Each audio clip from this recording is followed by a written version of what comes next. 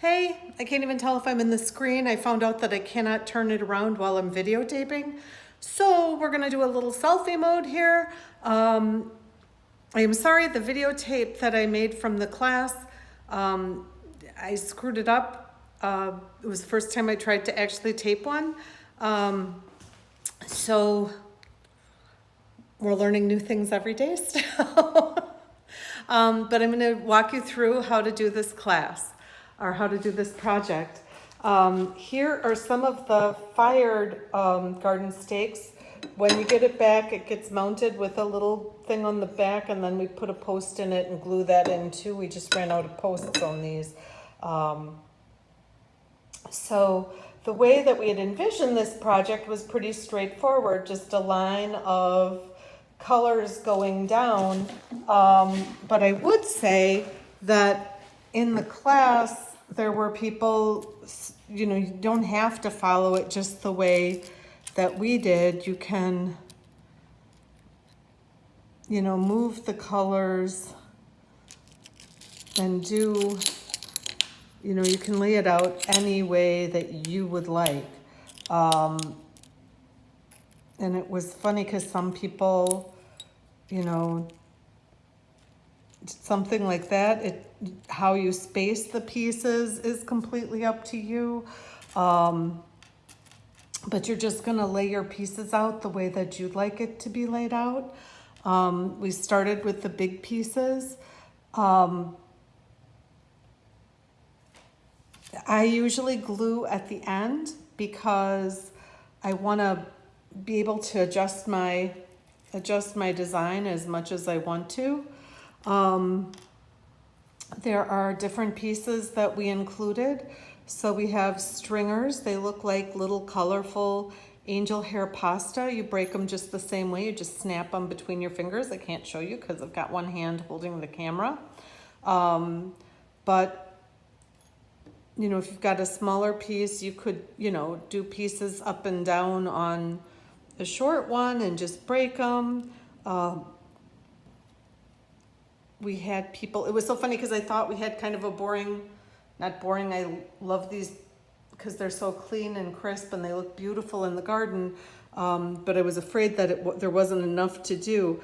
We had people put the stringers in between, like kind of sandwich them in between. We had one that broke them up so that there were different colors going across.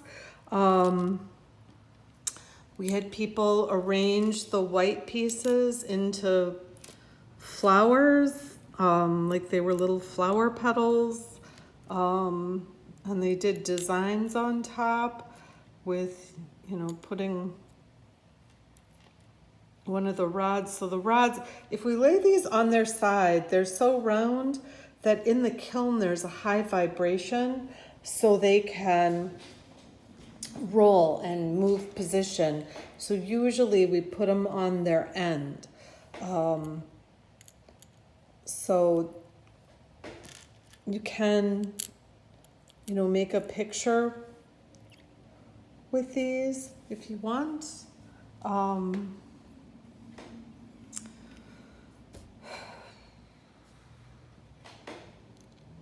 And just keep arranging everything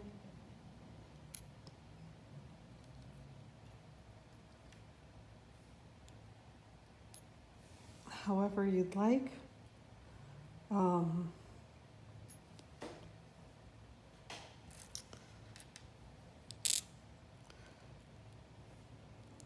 Usually we say we don't want to have too thick of glass next to too thin of glass, so we don't want to layer 4 layers high. Like I don't want to keep going up here and then add this on top of it, because it's just like, if you're baking and you get a cookie, if you're trying to bake cookies, but your cookies aren't all the same thickness, they don't bake at the same rate.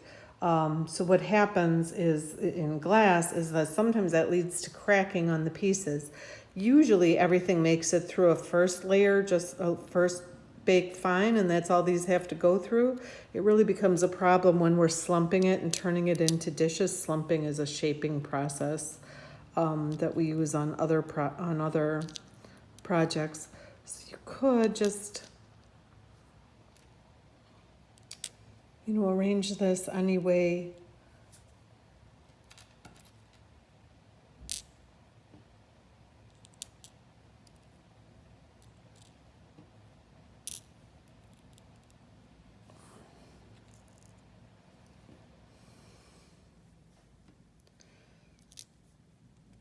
that you want. And I'm just kind of doing this quickly. I'm not, so if that was the stake I wanted to do, let's just add a couple more petals here. I could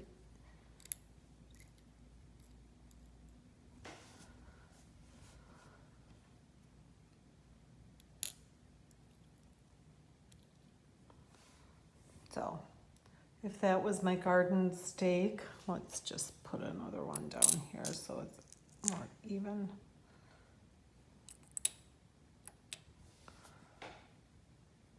But you're just going to arrange the pieces really however you'd like to. You don't have to follow our boring design. This is probably more interesting. You know, and I even had, no, you could cross them over. There's really no limit to how you can arrange this. To glue it, and I'm just going to pick up this piece because it's easiest. You'll turn the piece over and you just dip your toothpick into the glue, and it really just needs like a drop. It's probably even more than it needs. And then set it down in place, and it doesn't, you know, dry right away, so you can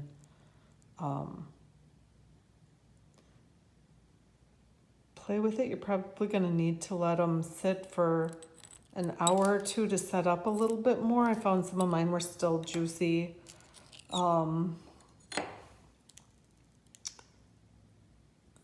We did it at night, and I found that even the next morning, a couple of them were still just a little squishy and moving.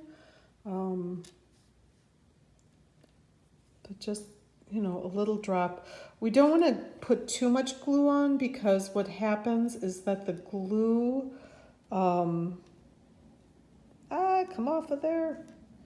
It's much easier when you have two hands. But the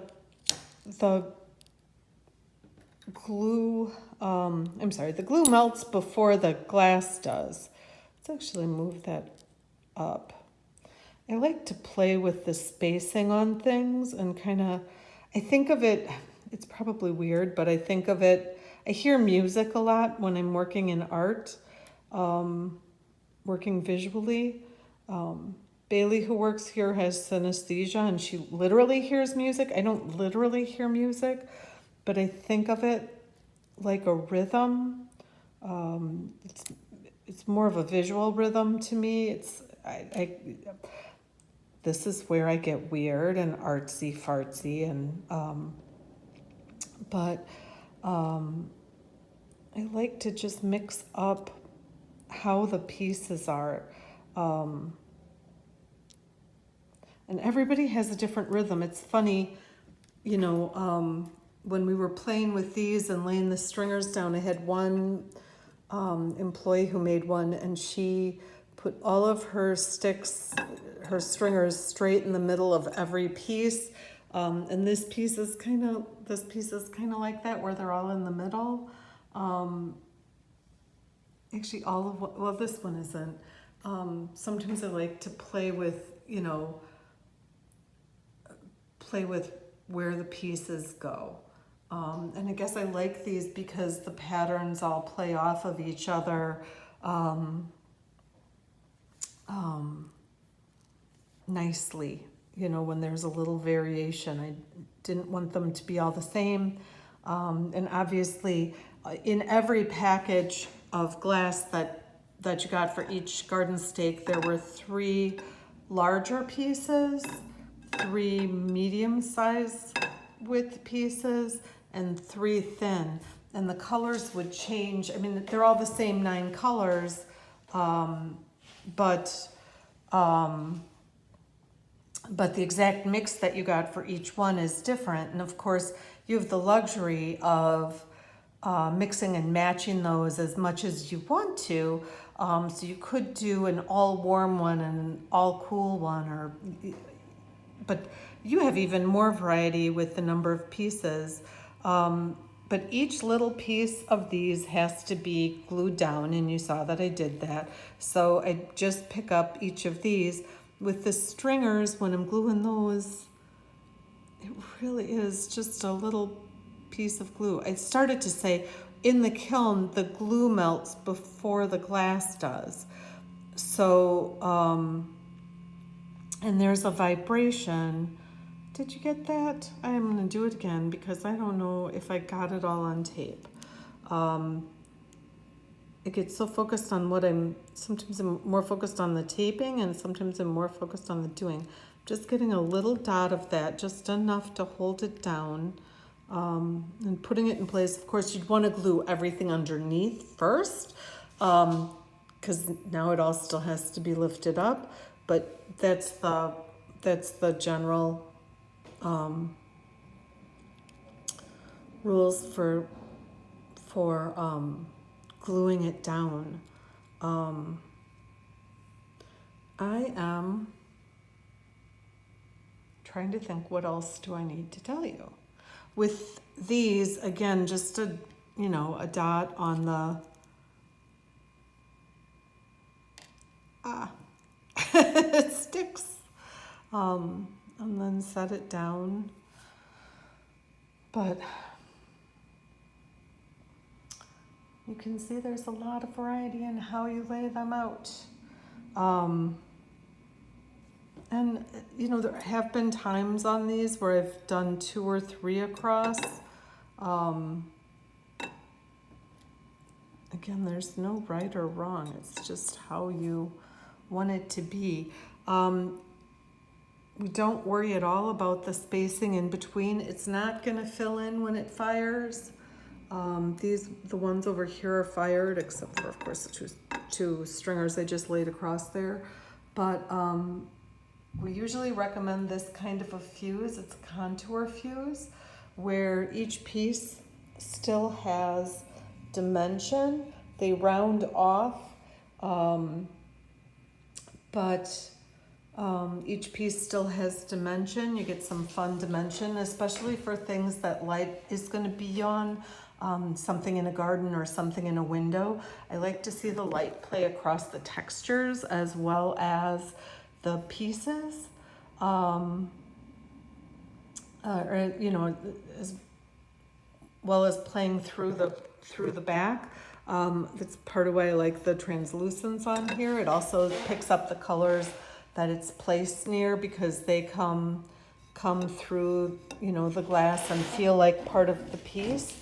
So your landscape or flower pots will feel like part of the piece too.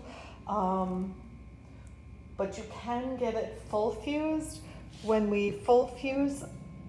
You can get it full fused when we full fuse it. Everything would be smooth, and I'm just going to walk you over to like what a full fuse would look like. So this plate, it's also been slumped or shaped, but you can see how it is when it's full fused. The pieces, it's all smooth. The outside of it gets just a little rounded, and it's a little more organic, because where there's no glass, it'll suck in a little bit more. So you can see, looking at the edges, there's just a little pulling in and out. The more random the pieces are, the more sucking in and out there would be. But you can let us know when you bring the pieces into fire which fuse you'd like, if you want it to be contour or a full fuse. And you need to just tell us which end is up so that we mount the bracket correctly, and put the stick on in the right direction.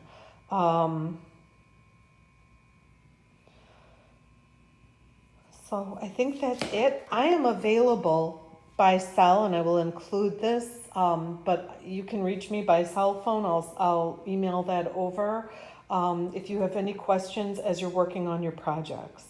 I think that's everything. Okay, have fun.